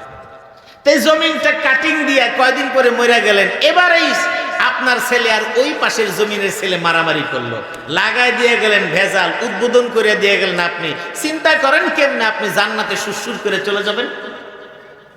জবাব দেওয়া লাগবে না? কাটিং মাস্টার, তোমার কাটিং এর হিসাবটা দাও। লাগবে কি লাগবে না? সাবধান। আল্লাহ নবী বলেছেন, আমি নানার পরে মাপ দিছে, খুঁটি এক জায়গায় গেড়ে গেছে রাতের বেলা। অনেক দিন পর ওই বাড়ির মানুষজন বাড়িতে থাকে না। চিন্তা করছে কেউ নাই, সীমানা একটু সরাই ওই দিকে ঠেলা দিয়ে গাইরা দিয়ে। আছে না নাই? বলবেন হুজুর আপনারে কেউ কয়ে দিছে নাকি? না, কেউ কিছু বলে নাই। আমি আমার মতো করেই কথা বলছি। এটা আমাদের সমাজের একেবারে বাজে একটা চিত্র। আল্লাহ নবী বলেছেন, লাআনাল্লাহু মান গায়্যারা মানারাল আরদ, জমিনের খুঁটি যে সরায়, স্বয়ং আল্লাহ রাব্বুল আলামিন তার জন্য অভিশাপ দিয়েছেন। জোরে বলেন নাউজুবিল্লাহ। আরে পাগল, জমিনের খুঁটি তুমি সরাও, মরে যাওয়ার পরে 3.5 হাত জমি তুমি পাইবা কি পাইবা না এর কোনো গ্যারান্টি নাই। আছে? আপনাদের অঞ্চল থেকে মানুষ ইটালি কম যায়, মিডল ইস্টে বেশি যায়, তাই না? কিন্তু আপনাদের অঞ্চল থেকে কেউ যাইতে পারে, বিভিন্ন দেশ থেকে যায়। কেমনে যাইব? সমুদ্র পাড়ি দিয়ে যাইব, স্পিড বোট দিয়ে পার হইব। ওই বড় সমুদ্র পার হবে, বিশাল বড় বড় ঢেউ। জীবিকার জন্য, টাকা কামাই করার জন্য ওখানে রওনা দিয়েছে। হঠাৎ করে সমুদ্রের মধ্যে ঢেউ উঠে, খাবার দাবার না পাওয়ার কারণে অনেক এমন শোনা যায় ওই সমুদ্রের মধ্যে নৌকা ডুবে গেছে, স্পিড বোট ডুবে গেছে, মানুষ আর খুঁজে পাওয়া যায় না। আছে না নেই? এমন প্রত্যেক বছর অসংখ্য হইতেছে। যেই মায়ের সন্তান ওই সমুদ্রের মধ্যে ডুবে গেল, মা চিৎকার করে কাঁদে, বাবা চিৎকার করে কাঁদে, আর বলে আমি আগে বুঝতে পাঠাইতাম না। আমার ভাইয়েরা, যেই মানুষটার জানাজাও হবে না, যেই মানুষটার জমিনও পাবে না, সুতরাং আপনি নিজেও জানেন না জমিন পাবেন কি পাবেন না। মরার পরে 3.5 হাত আপনার বডির মাপে যেই জায়গাটা পাওয়ার কোনো গ্যারান্টি আপনি দিতে পারেন না, ওই জমিনের মধ্যে 60-70 বছরের জিন্দেগির জন্য কাটিং মাস্টার হয়ে আরেকজনের জমিনের কাটিং করেন, আরেকজনের সীমানা দখল করেন। কিয়ামতের ময়দানে প্রত্যেকটা ইঞ্চি জমিনের জবাব আপনাকে দেওয়া লাগবে। আমার ভাইরা, আল্লাহ পাক রব্বুল আলামিন বলেছেন, ইয়া আইয়ুহান নাসু কুলু মিম্মা ফিল আরদি হালালান তাইয়্যিবা। শুধু হালাল বলে নাই, হালালের সঙ্গে তাইয়্যিব বলেছেন এই জন্য, কারণ ডাব হালাল কিন্তু চুরি করে খাইলে আর পুত পবিত্র থাকে না। চুরি করে মানুষ টাকা মসজিদে দান করে না? নাই? বাংলাদেশের হাজার হাজার শিল্পপতি আছে, হাজার হাজার সরকারি কর্মকর্তা আছে, বেতন 70,000, বেতন 1 লাখ ধরে নিলাম, কিন্তু যেই গাড়ি, এই গাড়ির দাম আছে 40 লাখ, 50 লাখ, আরো কম বেশি।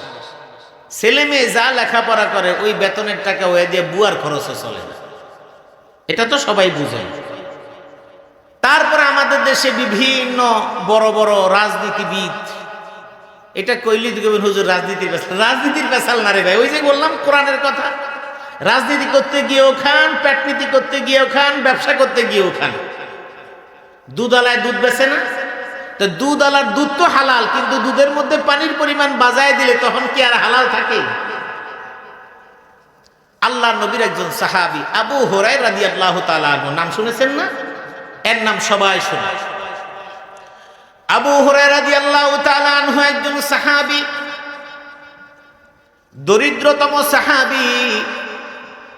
ঘর বাড়ি ছিল, কিন্তু মা যেহেতু মুশরিকা সেই জন্য ঘর থেকে এক সময় বেরিয়ে গেছেন। মসজিদে নববীতে রাসূলের রওজার পাশেই সেখানে একটা সাদা জায়গা আছে। এখন বিভিন্ন রিস্ট্রিকশনের কারণে মানুষ অ্যাভেলেবেল সেটা দেখতে পারে। ওই ছোট্ট একটু জায়গাটা হলো ওই সমস্ত সাহাবীদের জন্য বরাদ্দ যাদের ঘর বাড়ি নাই কিংবা দরিদ্র মানুষ। নবীর দরবারে সারাদিন বসে থাকতেন দিন শিখার জন্য, রসুলের মুখ মিশ্রিত কথা শোনার জন্য। ওই আসহাবে সুফফা বলা হয়, তাদের মধ্যে অন্যতম একজন সাহাবী ছিলেন আবু হুরায়রা রাদিয়াল্লাহু তাআলা আনহু। তার বর্ণিত একটা হাদিস, রাসূলুল্লাহ সাল্লাল্লাহু আলাইহি ওয়াসাল্লামের সে দুধের পাত্রটা কাঁধে বহন করে নিয়ে যাচ্ছে, এটা বিক্রি করবে। দেখতেছেন লোকটা যাচ্ছে, কিছু দূর পর ওই পাত্রটার নিচে নামালো। এরপর একটা কূপের পাশে ওখানে থামলো। কূপ থেকে পানি উঠায়া ওই দুধের পাত্রের মধ্যে ঢালা শুরু করে দিল। ফাইজান কাদ খালাতাহু বিল মা। আবু হুরায়রা রাদিয়াল্লাহু তাআলা আনহু চেয়ে দেখেন, উনি ওই কূপ থেকে পানি উঠে দুধের যে পাত্র, বালতি বলি কলসি বলি, ওই যুগে তো পাত্র ভিন্ন রকমের ছিল, ওটার মধ্যে পানি ঢেলে দিলেন। আবু হুরায়রা রাদিয়াল্লাহু তাআলা আনহু দৃশ্যটা দেখে দৌড়ে আসলেন, ভাই কল্লা কি তুমি? কয় না, একটু পানি মিলাইছি। আমাদের মধ্যে আছে না এমন? আছে না? আছে। এখন তো গ্রামে গঞ্জে গরু পালার মানুষের সংখ্যাও কম, খুব কম, কিন্তু এক সময় এটা ছিল মানুষের অন্যতম একটা অর্থকরী মাধ্যম। এর মাধ্যমে অনেক অর্থ উপার্জন করা যেত, আবার কিছু মানুষ এই কাজও করত। আবু হুরায়রা রাদিয়াল্লাহু তাআলা আনহু ওই লোকটাকে বললেন, তুমি চোখের পলকেই পানি মিলায় দিলা, তুমি কি জানো নাকি পৃথিবীর কোন মানুষ দেখে নাই, আল্লাহ দেখেছেন। কিয়ামতের ময়দানে তোমাকে কি বলবেন? তুমি এটা কতটুকু প্রস্তুত? কিয়ামতের ময়দানে আল্লাহ পাক রব্বুল আলামিন তোমাকে বলবেন, খাল্লিসিল মাআ মিনাল লাবান, দুধের মধ্যে যেই পরিমাণ পানি তুমি মিলাইছো আলাদা করে দাও। এটা তোমার পক্ষে সম্ভব হবে নাকি? বলে না না, ওই দুধের মধ্যে যেই পানিটা মিলাইলাম ওটা থেকে আলাদা করা সম্ভব। তার মানে হলো এই যে দুধের মধ্যে যেই মানুষটা পানি মিলাইলো, দুধটা তো আপনার জন্য হালাল ছিল, বিক্রি করা টাকাটাও আপনার জন্য হালাল, কিন্তু এবার 1 কেজি দুধের মধ্যে আপনি 250 গ্রাম পরিমাণ পানি মিলাই দিলেন। তার মানে 1 কলসি দুধের মধ্যে আপনি 2 কেজি পানি মিলাই দিলে ওটা আরো বেড়ে গেল। যতগুলো মানুষ আপনার থেকে দুধ কিনলো তারা তো দুধ মনে করি 1 কেজির দাম দিয়ে নিয়ে গেল, কিন্তু প্রতি 1 কেজির মধ্যে 900 গ্রাম দুধ ছিল, 100 গ্রাম পানি ছিল, 800 গ্রাম দুধ ছিল, 200 গ্রাম পানি ছিল, 700 গ্রাম দুধ ছিল, 300 গ্রাম পানি ছিল, ঠিক কিনা? কিন্তু লোকটা কিন্তু আপনাকে 1 কেজি দুধের দাম দিল 80 টাকা, 90 টাকা, 100 টাকা, যেই দেশে যেই দাম। আপনি তো সুন্দরভাবে ওটা দিয়ে বাজার সদাই করে খাইলেন। কিয়ামতের ময়দানে আল্লাহ পাক রব্বুল আলামিন প্রথমে প্রশ্ন করবেন, দুনিয়ার সব মানুষকে শুধু দুধওয়ালা মানুষটাকে না? ওই মুদি দোকানদার যেই বাটখারা দিয়ে ওজন দেয়, বাটখারা তলাটা ঘষা, আবার ওই 1 কেজি বাটখারা 1000 গ্রাম, সেটাও 900 গ্রামের মধ্যে 1000 গ্রাম লেখা আছে। বাংলাদেশে সব সম্ভব। বাটখারার ওজন হবে 1000 গ্রাম, কিন্তু ওজন থাকবে 900 গ্রাম, লেখা থাকবে 1000 গ্রাম। আছে না? এখন তো আবার বাটখারা নেই, ইলেকট্রিক। ওই জায়গার মধ্যে বাঙালির মাথায় যা বুদ্ধি, ওরে বাপ! এই জন্য একটা গল্প মানুষ বলে, গল্প যে এইরকম, এগুলি কিন্তু কোরআন হাদিসের কোনো গল্প না, এগুলির প্রতি ঈমান আনা জরুরি না। এটা মানুষ চুটকি হিসাবে বলে। কিভাবে বলে? যে বাঙালির মাথায় এত বুদ্ধি, এটা খুব ভয়ঙ্কর। যে জান্নাত জাহান্নাম আছে, জাহান্নামে সব জাহান্নামগুলো পাহারা দেওয়ার জন্য ফেরেশতা নিয়োগ করা আছে, কিন্তু বাঙালি যেই জাহান্নামে আছে ওইটার মধ্যে কোনো ফেরেশতা পাহারা দেওয়ার না। আমি আবার বলছি, এটা কিন্তু কোরআন হাদিসের কোনো গল্প না। তো সবাই অবাক হয়ে যায়, সবার অভিযোগ, আমরা আমাদের জাহান্নামে আছি, আমাদের কত সিকিউরিটি, বাঙালি সিকিউরিটি নাই কেনা। তো বলে যে বাঙালি সিকিউরিটি লাগবে না, কারণ ওরা একটা আরেকটার কান্দের উপর দিয়ে উঠে যে পালাবে ওটা দরকার, ওরা টানে একটা নেমা। আর আমাদের বাংলাদেশের আপনি যত আইন করেন না কেন, কোনো আইন দিয়ে আপনি বাঙালিরে দাবায় রাখতে পারবেন না। এটা অদম্য একটা জাতি। আপনি যা করবেন, আপনি স্কেলে মাপ দেন, বাটখারায় মাপ দেন, ওজনে মাপ দেন, কোন জায়গায় কোন বুদ্ধি লাগাই দিবে আপনি টেরো পাবেন। বুঝেন না? এনআইডি কার্ড বানায় ফেলায়। আমরা এনআইডি কার্ড সংশোধন করতে করতে চামড়া ক্ষয় হয়ে যায়, জুতা স্যান্ডেল ক্ষয় হয়ে যায়, কিন্তু এমন বহু মানুষ আছে এনআইডি কার্ড বানায় দিয়ে কোটি কোটি টাকা কামায় ফেলছে। আছে না বাংলাদেশ? সবই সম্ভব, অসম্ভব কোনো কিছু নেই। সব অসম্ভবের দেশ হলো বাংলাদেশ। সব অসম্ভবের সম্ভব হওয়ার দেশ হলো বাংলাদেশ। যত চুরি চামারি যা আছে সব, তেগুলি কয়টা বলবো? মানুষ তো মনে করে আকামও করে, নামাজও করে না? সেই জন্য নামাজ তো ছেড়ে দেওয়া যাবে না, নামাজ কন্টিনিউ রাখতে হবে। নামাজ পড়তে পড়তে আল্লাহর কাছে হেদায়েতের দোয়া করতে হবে, আর তার যদি হেদায়েত আসে তাহলে আল্লাহর কাছে মাপ চাইতে হবে। এখন মুদি দোকানদার সেখানে বাটখারা কম ওজনের কিনছে, পাবলিক তো সুস্থ জ্ঞানে নিয়ে যাইতেছে। এমন একটা মুদি দোকানদার, এমন একটা মুদি দোকানদার, সে দোকানদারি করে।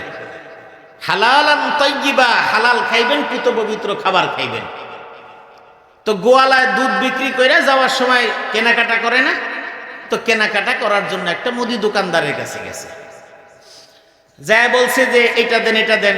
1 কেজি ডাল কিনছে, 1 কেজি চিনি কিনছে। কলসি দেখা আর অবস্থা দেখা, তুমি কি দুধ বেচো নাকি? বলো হ্যাঁ, আমি তো দুধ বেচি। তোমার দুধ কেমন? কয় ভালো। তো কারে কারে দুধ দাও? অমুকের দুধ দেই। খোঁজ খবর নিছে, ভাই দুধ তো খান, দুধটা কেমন? কয় না ভালো। কারণ গোয়ালায় আসলে ভালো দুধ দেয়। এমন আছে না মানুষ, ভালো আছে খারাপও আছে। এই দোকানদার বলল যে তুমি তাইলে কালকে থেকে আমারে দুধ দিবা, তো কালকে 1 কেজি দুধ দিয়ে যাও। গোয়ালায় দোকান থেকে 1 কেজি ডাল কিনে নিয়ে গেছে। স্ত্রী বলে দিছে ডাল শেষ হয়ে যাচ্ছে, ডাল লাগবে। তো চিন্তা করলো কিনা লাগবে, আগে 1 কেজি নিয়ে যাই। তো ওই 1 কেজি ডাল আর খোলা লাগে না, কিছু ডাল ছিল, ওটা ওভাবেই ছিল। পরের দিন দুধ মাপবে, দুধ মাপার জন্য যেই পাত্র মগ থাকে যা কিছু, ওইটা খুঁজে পেতেছিল না। এবার চিন্তা করলো তাইলে দুধ দিব কিভাবে? তাহলে পাল্লা যেহেতু আছে, আর যেহেতু আমার বাটখারা নাই, কিন্তু ওখানে মুসুরি ডাল তো আছে, কারণ দোকানদার দিছে কত? 1 কেজি মুসুরি ডাল। তাহলে মুসুরি ডালের ওজন দিয়ে পলিথিনের মধ্যে দুধ মেপে নিয়ে যাই। বুদ্ধি ঠিক আছে না? বুদ্ধি ঠিক আছে। তো বুদ্ধি ঠিক থাকার কারণে গোয়ালায় ডাইলের ওজনে 1 কেজি দুধ মাইপা দোকানদারে দিয়ে আসছে। দোকানদার তো জানে হে কয় নম্বর, জানে না? আরবি একটা প্রবাদ আছে, আরবি একটা কথা আছে, সাহিবুল বাইতি আদরা বিমা ফি। ঘরের মালিক জানে ঘরে কি আছে। আমি কি এটা আমি জানি না, আপনি কি আপনি জানেন না, আপনি কি পরিমাণ পাপ করেন আপনি জানেন না, আপনি কি পরিমাণ চুরি করেন জানেন না, আমি কি পরিমাণ অন্যায় করি আমি জানি না। প্রত্যেকে প্রত্যেকের খবর কিন্তু ভালো জানে। তো দোকানদার তো জানে যে আমি যে ওজন দেই ওজনে তো কম আছে, সুতরাং এটা না। উনি ওই 1 কেজি দুধটা দেওয়ার পরে এই দুধটা পাশের দোকানে যেটা বাটখারা ঠিক আছে ওখানে ওজন দিয়ে দেখলে ওখানে 250 গ্রাম কম আছে। বুঝছেন কথাটা? ওই দুধ তিনি রেখে দিয়েছেন। পরের দিন আবার গোয়ালায় যেদিন দুধ দিতে গেছে, তুমি দুধ আনছো কালকে কটুক? বলে দুধ তো আমি 1 কেজি আনছি। হ্যাঁ মিথ্যা কথা বলো, ধমক ধমক তো কম দেয় না, হ্যাঁ ইমান বিক্রি করে খাও, হ্যান খাও তেন খাও। গোয়ালায় তো বোকা হয়ে গেছে, কি বলে আমি কি করলাম? বলে তোমার দুধ তো কম ছিল। তো গোয়ালায় বলে যে দেখেন আমার তো কিছু করার নাই, আপনি গতকালকে আমার যে ডাল দিছিলেন ডালের ওজন দিয়ে আপনারা দুধ দিয়ে দিছি। দোকানদার তো বুঝছে ধরা তো আমি খেয়েছি, ঠিক কিনা বলেন? দোকানদার এখন বুঝে গেছে আসলে গোয়ালার দোষ না, দোষটা তো আমার, কারণ ডাল তো আমি কম দিছি। ইয়া আইয়ুহান নাসু কুলু মিম্মা ফিল আরদি হালালান তাইয়্যিবা।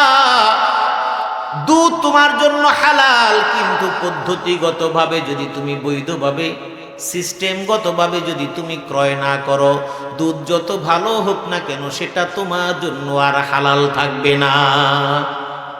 ঢাকা টাঙ্গাইল রোডে, ময়মনসিংহ রোডে, আপনার বাড়ি ময়মনসিংহ, ওই ময়মনসিংহ রোডে ঢাকা টাঙ্গাইল রোডে এই যে রাত 12টার পরে ওখানে দেখা যাবে সব ওদিক থেকে মুরগির গাড়ি আসতেছে। কারণ আমরা যখন ওদিক থেকে আসি আমরা দেখি, সব সময় দেখি মুরগির গাড়িগুলো আসে। বছর খানেক আগে কুয়াশার কারণে একটা মুরগির গাড়ি রাস্তা থেকে কাত হয়ে নিচে পড়ে গেছে। রাত তখন বাজে 2টার মধ্যে 2টার সময় মুরগির গাড়িটা কাত হয়ে পড়ে গেছে। 20 মিনিটের মধ্যে আশেপাশের লোকজন রাস্তায় ভরে গেছে। খবর পেয়ে গেছে, আইসা মুরগির গাড়ি থেকে, মুরগি কে মরল না মরল দেখার বিষয় না, ওই মুরগির গাড়ি যে খুব ওইটা দিয়ে টাইনা মুরগি বাঁচবো না মরবো ওদিকে খবর নাই, যে যেমনে পাশে টাইনা মুরগি নিয়ে গেছে। কোনো মুরগির ঠ্যাং, কোনো মুরগির মাঝখানে নাই, কোনো মুরগির কল্লা আটকায় গেছে, সিরাসিরি করে মুরগি নিয়ে গেছে। পরের দিন সকালে পত্রিকায় ছবি আসছে, মুরগির গাড়ি পড়ে গেছে। এবং এটা দেখা আমি দেখেই বলছি, মুরগির গাড়িটা পড়ে গেছে, সবাই মিলে মুরগি টানাটানি করে নিয়ে গেছে। গাড়িটা যে পড়ছে এটা নিয়ে কারো কোনো আফসোস নাই। এই যে মুরগিটা আপনি নিলেন, এই মুরগি কি আপনার জন্য হালাল না হারাম? বুঝতে কোনো কষ্ট হয়েছে? এই দেশের সন্তানেরা বিদেশে যায় আর আইসা বলে কি ওরা কত ভালো। কেমনে ভালো? বলে ওরা দোকানের মধ্যে মাল আছে, ওরা কিনে নিয়ে যায়, টাকাও দিয়ে যায়, কেউ কোনো প্রতারণা করে না। কেন প্রতারণা করবে? কারণ প্রতারণা, ওই যে সিসিটিভি আছে, ধরা খাইলে ওর ওই জায়গা থেকে একদম গাট্টি গুট্টা বাইন্দা পাঠায় দিব, আর মাঝখানে যা জেল হাল যা কাটবে ওটা হলো ফাও, তাই না? আইনের শাসন সেখানে আছে। আর বাংলাদেশে চুরি চামারি করার পরে যে যেই দল করে, যে যেই নেতার আছে, ওই নেতারা দিয়ে ফোন দেয়, কেউ বোঝে না লোকটা আমার ছেড়ে দে, ঠিক কিনা বলেন?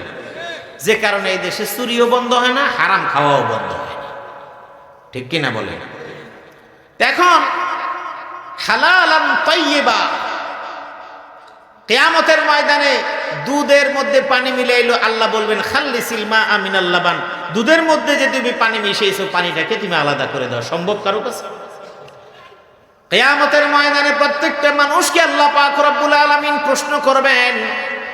5টা প্রশ্নের মধ্যে এই 5টা প্রশ্নের জবাব দেওয়া ছাড়া কেউ সামনে এক কদম বাড়াতে পারবে না। ওই 5টা প্রশ্নের মধ্যে উল্লেখযোগ্য 2টা প্রশ্ন হলো আন মালিহি মিন আইনা ইকতাসাবা ওয়া ফিমা আনফাকা, তুমি মাল কেমনে কামাইলা, কোথায় খরচ করলা, তুমি হিসাব দাও। বেতন 50,000, খরচ 5 লাখ, আছে না নাই? যেই কথা বলতেছিলাম, চুরির টাকা দিয়ে মসজিদ বানায় দেয় এমন লোক আছে না নাই? ইন্নাল্লাহা তাইয়্যিবুন লা ইয়াকবালু ইল্লা তাইয়্যিবান, ওয়া ইন্নাল্লাহা আমারাল মুমিনিনা বিমা আমারা বিহিল মুরসালিন। আল্লাহ নবী বলেছেন আল্লাহ পুত পবিত্র, আল্লাহ পুত পবিত্র জিনিস ছাড়া কবুল করেন না। ওয়া ইন্নাল্লাহা আমারাল মুমিনিনা বিমা আমারা বিহিল মুরসালিন। মুমিনদেরকে যেই নির্দেশ আল্লাহ দিয়েছেন, যেই নির্দেশগুলো রাসূলদেরকে দিয়েছেন কে? রাসূলদেরকে যেই নির্দেশনা দিয়েছেন, নবী রাসূলদেরকে যেই নির্দেশনা আল্লাহ দিয়েছেন, ওই একই নির্দেশনা মুমিনদেরকে দিয়েছেন কে? ইয়া আইয়ুহান নাসু কুলু মিম্মা ফিল আরদি হালালান তাইয়্যিবা, সমগ্র মানব জাতিকে বলেছেন।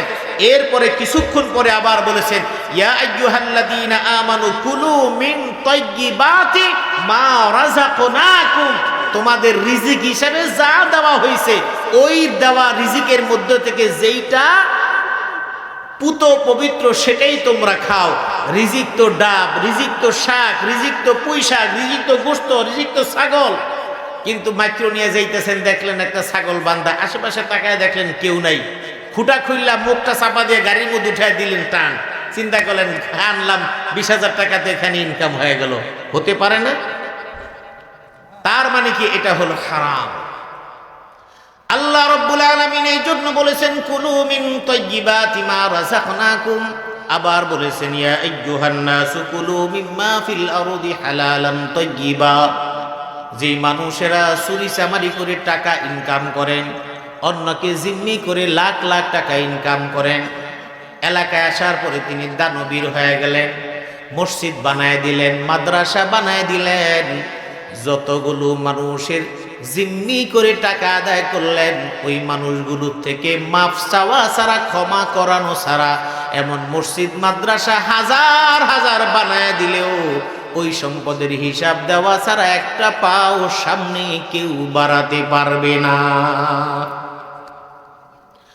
আল্লাহ নবী বলেছেন কুল্লু লাহমিন নাবাতা মিনাস সুহতি ফান্নারু আউলা বিহি, যেই শরীরের রক্ত মাংস হারাম পন্থায় উপার্জিত দ্বারা হয়েছে এটা জাহান্নামের জন্য সবচেয়ে উপযুক্ত।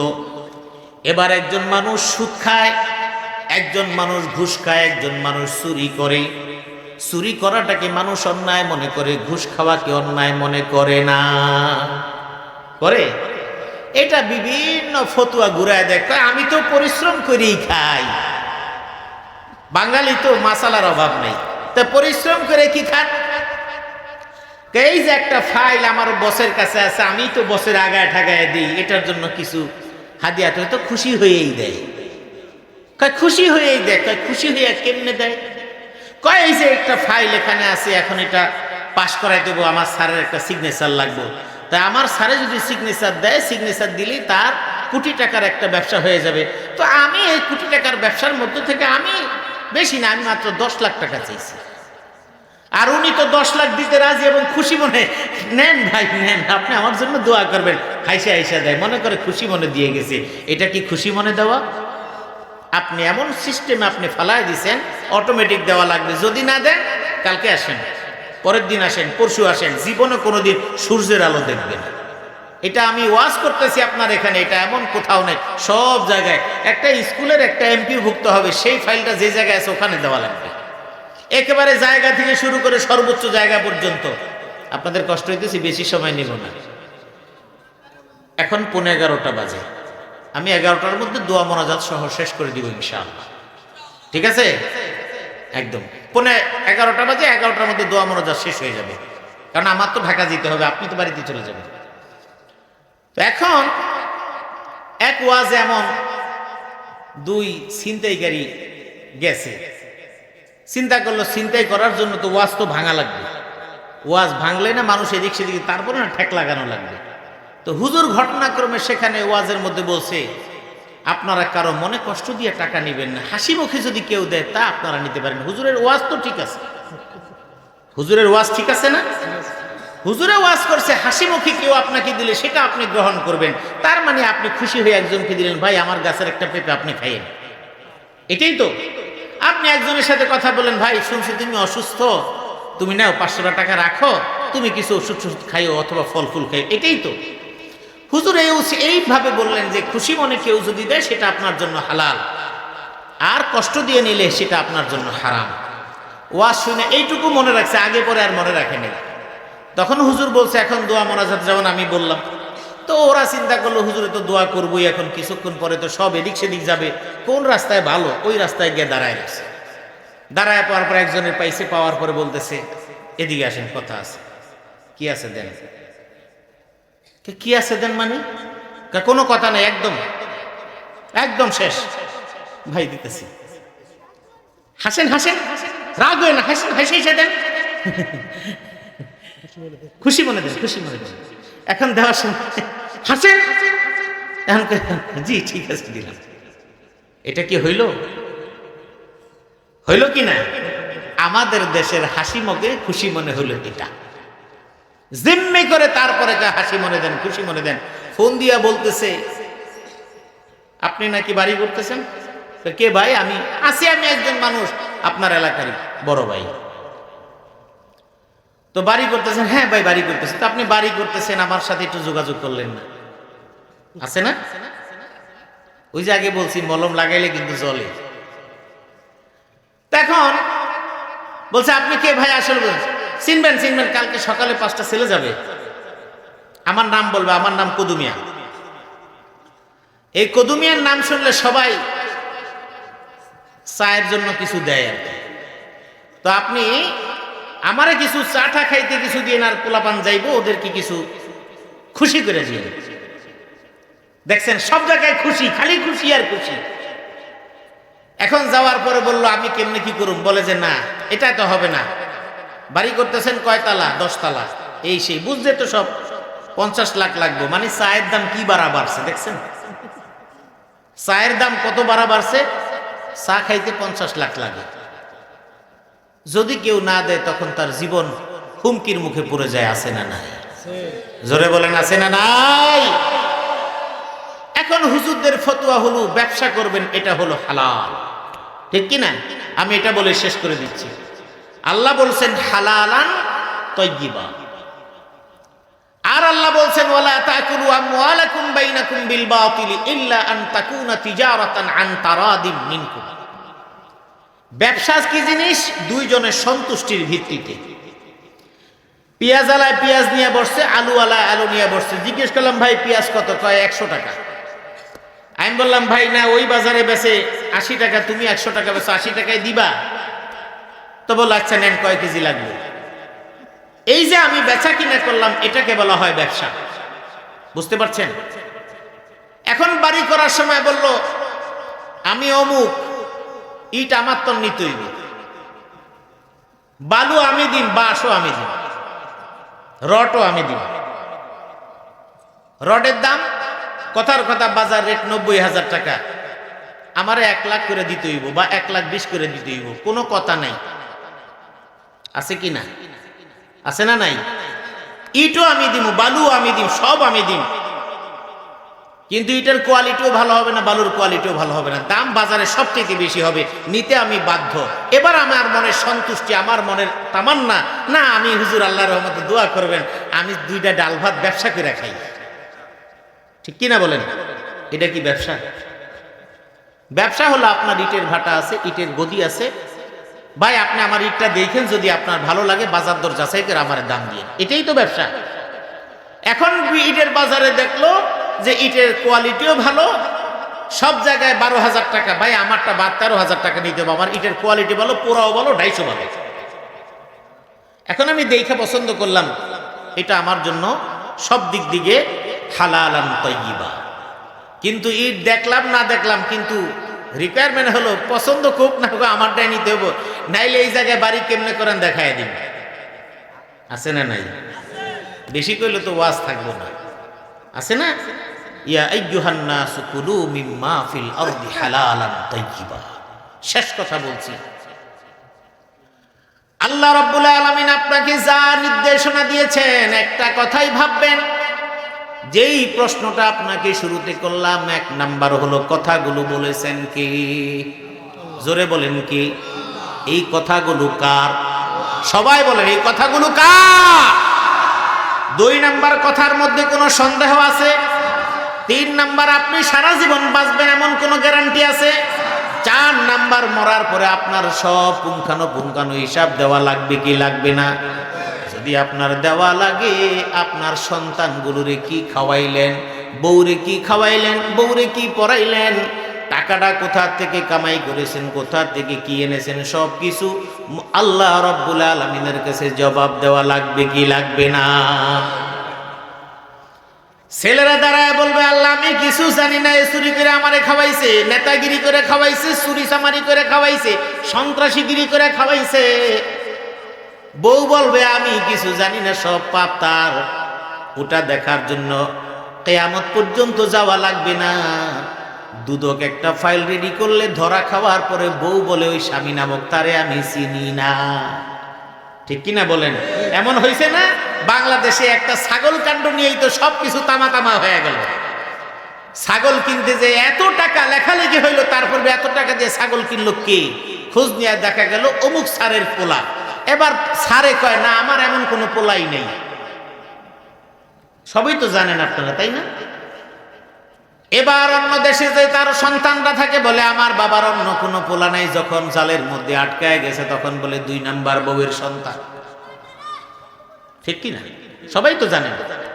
এক পর্যায়ে বড় বউয়ের খোঁজ নেওয়া গেল, দেখা গেল বড় বউ এরকম বিশাল একটা রাজত্ব নিয়ে আছে। এবার বড় বউ ধরলো, এবার স্বামীরেও ধরলো। কোর্টের মধ্যে 2 জন হাজির। এবার বউ স্বামীরে ধমক দিয়া বলে, আমি কি তোমারে কইছিলাম নাকি তোর জন্যই আজকের এই দশা? আর বিদেশ থেকে মেয়ে বলে এবং স্ত্রী বলেছে, আমরা তো তাকে অন্যায়ভাবে আমাদের সম্পদ দিতে বলি নাই, ধরা খাওয়ার পরে এখানেই পল্লী লয়। আর আপনি কেমনে চিন্তা করেন একটা প্রশাসনের কাছে ধরা খাইলে আপনার স্ত্রী আপনার পরিচয় দিবে না, আপনার শ্বশুর বাড়ির লোক আপনার পরিচয় দিবে না, আপনার শ্বশুর বাড়ির লোক, আপনি যদি ধরা খান যে আপনি অন্যায়ভাবে চুরি করে পয়সা কামাই করেন, প্রচারিত হয়ে গেলে আপনার শ্বশুর বাড়ির লোক, আপনি যে ওই বাড়ির জামাই, এটাও কিন্তু মানুষের কাছে পরিচয় দিবে না। দেবে? কোরআন বলছে, ইয়াউমা ইয়াফিরুল মারউ মিন আখিহি ওয়া উম্মিহি ওয়া আবিহি ওয়া সাহিবাতিহি ওয়া বানি লিকুল্লি ইমরিইম মিনহুম ইয়াউমা ইযিন শা'নু ইউগনি। ছেলে মেয়ে, স্বামী স্ত্রী, বাপ মা, কেউ কারোর দিকে তাকানোর সময় তো নেই। আপনি চিন্তা করেন কেমনে আপনি অবৈধ হালাল এবং হারামের পার্থক্য না করে খায়া গেলেন, খাওয়ায় গেলেন, জমিন দিয়ে গেলেন, কাটিং মাস্টার হইয়া জমিন দখল করে জাল দলিল করে এন করে তেন করে দিয়ে গেলেন। আপনি তো মরবেন নিশ্চিত, মরার পরে সন্তানরা সম্পদ ভোগ করবে, কিন্তু কিয়ামতের ময়দানে আপনাকে হিসাব দেওয়া লাগবে। এই জন্য ভাইয়েরা, আল্লাহ পাকের কাছে দোয়া করা দরকার। আর ঘুষ যেমন বললাম, দুর্নীতি বললাম, চুরি বললাম, সুদের ব্যবসার দিকে খেয়াল আছে না নাই? ভালো মতো করবেন, ঠিক আছে? ঠিক আছে না? লাখে কত? লাখে কত? লাখে 20,000। মারাত্মক ব্যবসা, মারাত্মক ব্যবসা। বিদেশে ছেলে টাকা পাঠাইছে, চিন্তা করেন টাকা ব্যাংকে রেখে লাভ নাই, 20 পাঠাই, 10-20 চলুক, আপনাদের হাতে ধরি পায়ে ধরি। জাহান্নামটা ঘরের মধ্যে আইনেন না। আপনি নামাজ পড়েন, বউ নামাজ পড়ে, ছেলে নামাজ পড়েন, ছেলের বউ নামাজ পড়ে, আর কেউ পড়ুক না পড়ুক, এই যে সবার মিলাজিলা সুদটা যে খাইতেছেন, আপনার শরীরের মধ্যে এই সুদের টাকায় যে রক্ত মাংস হইতেছে, এই দেহ নিয়ে আল্লাহর কাছে দাঁড়াইলে আল্লাহর দরবারে কোনো দোয়া কবুল হবে না। এই প্রসঙ্গে অসংখ্য হাদিস আছে। হারাম মাল খেয়ে আল্লাহর কাছে দোয়া করলে ওই দোয়া কবুল হয় না। হারাম মাল খেয়ে সেজদা দিলে ওই সেজদা কবুল হয় না। শয়তান কয়, তুই আগে হারাম খাওয়া বন্ধ কর, পরে তুই সেজদা দিস। এ কারণে যতদিন পর্যন্ত সরকারি চাকরির মধ্যে থাকে, চুরি চামারির মধ্যে থাকে, ততদিন নামাজে যায় না। সব রিটায়ারমেন্টের পরে এরপরে নিয়ত করে এইবার হজে যাবো, দাঁড়িয়েও রাখে, নামাজও পরে, হজেও যায়, কিন্তু কথা অন্য জায়গায়।